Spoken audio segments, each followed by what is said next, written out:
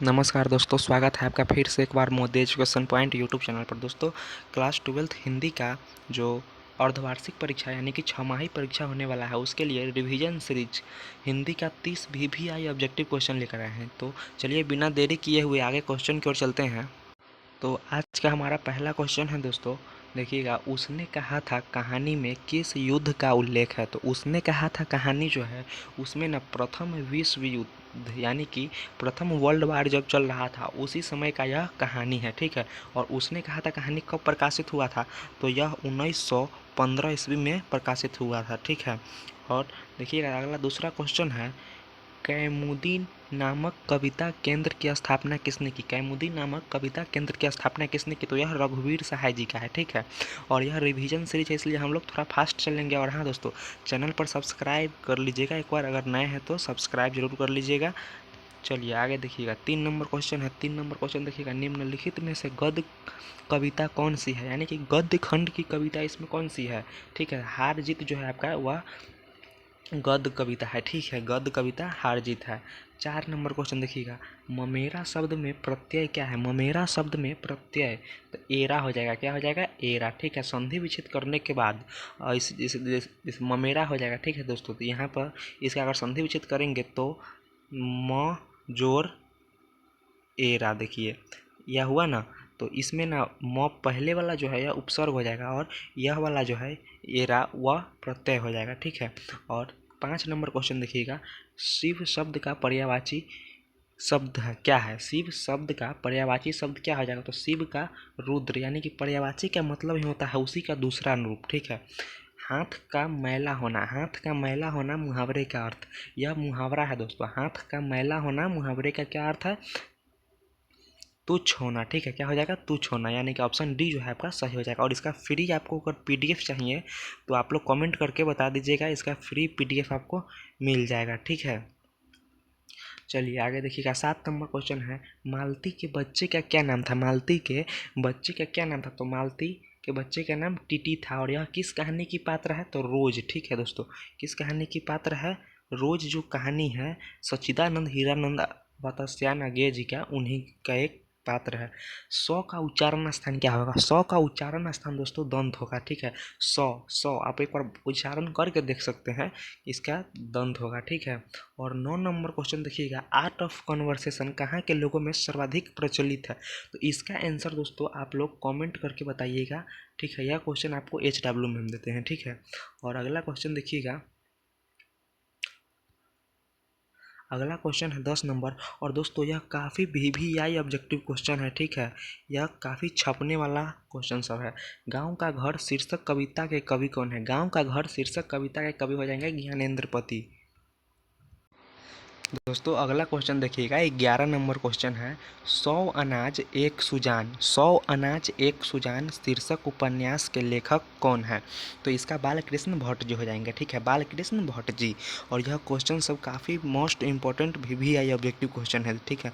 तो इसे आप लोग हर हाल में दोस्तों याद कर लीजिएगा, क्योंकि अर्धवार्षिक परीक्षा में इसमें से काफ़ी क्वेश्चन छपेगा। बोलने से मनुष्य के रूप का साक्षात्कार होता है, यह किसने कहा?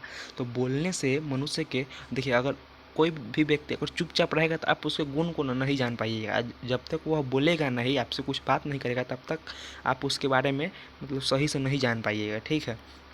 तो यह जो कथन है किसने कहा था? तो यह बेन जॉनसन जी के द्वारा कहा गया था, ठीक है। बेन जॉनसन जी के द्वारा कहा गया था। अगला क्वेश्चन देखिएगा दोस्तों, 13 नंबर है, बिसनी कौन थी? ठीक है, बिसनी जो है वह कौन थी? तो बिसनी जो है मानक की माँ थी। क्या थी? मानक की माँ। अगला देखिएगा दोस्तों, 14 नंबर क्वेश्चन है, लेखक शब्द का स्त्रीलिंग रूप। लेखक शब्द का स्त्रीलिंग रूप तो यानी कि लेखिका, यह आपको पहचानने में काफ़ी आसान होता होगा। 15 नंबर क्वेश्चन देखिएगा, अभिनेता शब्द का स्त्रीलिंग रूप। अभिनेता शब्द का स्त्रीलिंग रूप अभिनेत्री हो जाएगी, अभिनेत्री। और हाँ दोस्तों, चैनल पर एक बार नए हैं तो ज़रूर सब्सक्राइब कर लीजिएगा, ठीक है। और बेल आइकन ऑन कर दीजिएगा। आप फ्री में आपको अगर PDF चाहिए, देखिए इसका इस जो क्लास हो रहा है इसका अगर PDF आपको चाहिए तो आप लोग कमेंट करके बताइए, आपको PDF इसका ज़रूर मिलेगा, डिस्क्रिप्शन में लिंक दे देंगे। पृथ्वी को धारण करने वाला के लिए एक शब्द क्या है? पृथ्वी को धारण करने वाला के लिए एक शब्द क्या हो जाएगा? महीधर। क्या हो जाएगा? महीधर, ठीक है, महीधर। और 17 नंबर क्वेश्चन देखिएगा, मृग जैसे नेत्र वाली के लिए क्या एक शब्द क्या होगा? मृग जैसे नेत्र वाली के लिए एक शब्द क्या है? तो मृग नयनी क्या हो जाएगा? मृग नयनी, यानी कि ऑप्शन बी आपका जो दोस्तों यहाँ पर है बिल्कुल सही हो जाएगा। और अगला क्वेश्चन देखिएगा, 18 नंबर क्वेश्चन है दोस्तों। 18 नंबर, अज्ञे का पूरा नाम क्या है? देखिए अज्ञे जी का, इनको अज्ञे जी शॉर्ट में बोला जाता है, लेकिन इनका पूरा नाम जो है सच्चिदानंद हीरानंद वात्स्यायन अज्ञे। क्या है? सच्चिदानंद हीरानंद वात्स्यायन अज्ञे। 19 नंबर क्वेश्चन है। 19 नंबर क्वेश्चन, जिसका जन्म बाद में हुआ हो वह क्या कहलाता है? जिसका जन्म बाद में हुआ हो वह अनुज कहलाता है। क्या कहलाता है? अनुज, यानी कि अपने छोटे भाई को भी अनुज कहा जाता है। ठीक है। और अगला देखिएगा दोस्तों, 20 नंबर क्वेश्चन है। आज की क्लास का 20 नंबर क्वेश्चन है, निम्न में शुद्ध शब्द कौन है? तो शुद्ध इसमें स्वर्ग हो जाएगा। ठीक है, शुद्ध जो है स्वर्ग है, बाकी सब देख लीजिए आप, इसमें गलती मिलेगा आपको, थोड़ा थोड़ा सब में गलती है। और 21 नंबर क्वेश्चन देखिएगा, निम्न में शुद्ध शब्द कौन है? शुद्ध शब्द यानी कि सही। ठीक है, तो इसमें सही आपका वाल्मीकि हो जाएगा। ठीक है, ऑप्शन सी जो है आपका सही हो जाएगा, बाकी सब गलत है। 22 नंबर क्वेश्चन देखिएगा दोस्त। 22 नंबर क्वेश्चन है, जिससे किसी बात के न होने का बोध हो, यानी कि जिससे कोई बात नहीं होने का बोध हो, उसे क्या कहते हैं? तो उसे निषेध वाचक कहते हैं। क्या कहते हैं? निषेध वाचक। ऑप्शन ए जो है आपका यहाँ पर सही हो जाएगा। और अगला देखिएगा दोस्तों, 23 नंबर क्वेश्चन है। 23 नंबर क्वेश्चन देखिएगा, निम्न में शुद्ध शब्द कौन है? शुद्ध शब्द यानी कि प्रधानाचार्य। क्या हो जाएगा? प्रधानाचार्य। यहाँ पर ऑप्शन ए आपका बिल्कुल सही होगा, बाकी सब में देख लीजिए कुछ न कुछ गलती आपको मिलेगा। 24 नंबर क्वेश्चन है दोस्तों, थोड़ा सा फास्ट चलेंगे क्योंकि यह रिवीजन क्लास है दोस्तों। और निम्न में शुद्ध शब्द कौन है? शुद्ध शब्द प्रियदर्शी। ठीक है, प्रियदर्शी। और आपको कौन सा सब्जेक्ट का अगला क्लास चाहिए यह कमेंट करके जरूर बताइएगा। 24 नंबर क्वेश्चन है प्रियदर्शी। क्या हो जाएगा? प्रियदर्शी। अगला देखिएगा 25 नंबर क्वेश्चन, निम्न में शुद्ध शब्द पूछा गया है। ठीक है दोस्तों, यहाँ पर हम आपको ऑप्शन दिखा देते हैं शुद्ध शब्द। तो शुद्ध शब्द कौन सा है? तो इसमें विकल्प ही आपका सही होगा। ठीक है, और इसका PDF आपको चाहिए तो ज़रूर बताइएगा, आपको PDF ज़रूर मिलेगा इसका। किसी काम में दखल देना क्या कहलाता है? किसी काम में दखल देना हस्तक्षेप कहलाता है। ठीक है, किसी काम को रोक देना या कोई भी काम में बाध्य बन जाना, उसमें हस्तक्षेप लगा देना। ठीक है, ऐसा होता है। 27 नंबर क्वेश्चन है, जानने की इच्छा रखने वाला क्या कहलाता है? तो जानने की इच्छा जो रखता है उसे जिज्ञासु कहते हैं। क्या कहते हैं? जिज्ञासु। और 28 नंबर क्वेश्चन देखिएगा दोस्तों, तो वन में चरने वाला क्या कहलाता है? वन, वन में जो चरता है, यानी कि जो जीव वन में रहते हैं, वन में चरते हैं, उन्हें वनचर क्या कहलाता है?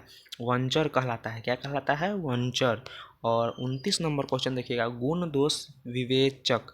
गुण दोष विवेचक क्या कहलाता है? तो यह आलोचक, आलोचक हो जाएगा। ठीक है, ऑप्शन बी आपका सही हो जाएगा। 30 नंबर क्वेश्चन और आज का क्लास का लास्ट क्वेश्चन है यह, अज्ञे का जन्म कब हुआ था? अज्ञे जी का जन्म कब हुआ था? 1911 ईस्वी में। कब हुआ था? 1911 ईस्वी में। और यह किस किस पाठ को लिखे हुए हैं? तो यह रोज पाठ को लिखे हुए हैं। ठीक है, यह आप लोग याद रखिएगा। और दोस्तों आज का क्लास यहीं पर समाप्त होता है। अगर क्लास का PDF आपको चाहिए तो एक बार ज़रूर बताइएगा कमेंट करके, आपको डिस्क्रिप्शन में लिंक दे देंगे, वहाँ से डाउनलोड कर सकते हैं। मिलते हैं अगले क्लास में। जय हिंद, जय भारत।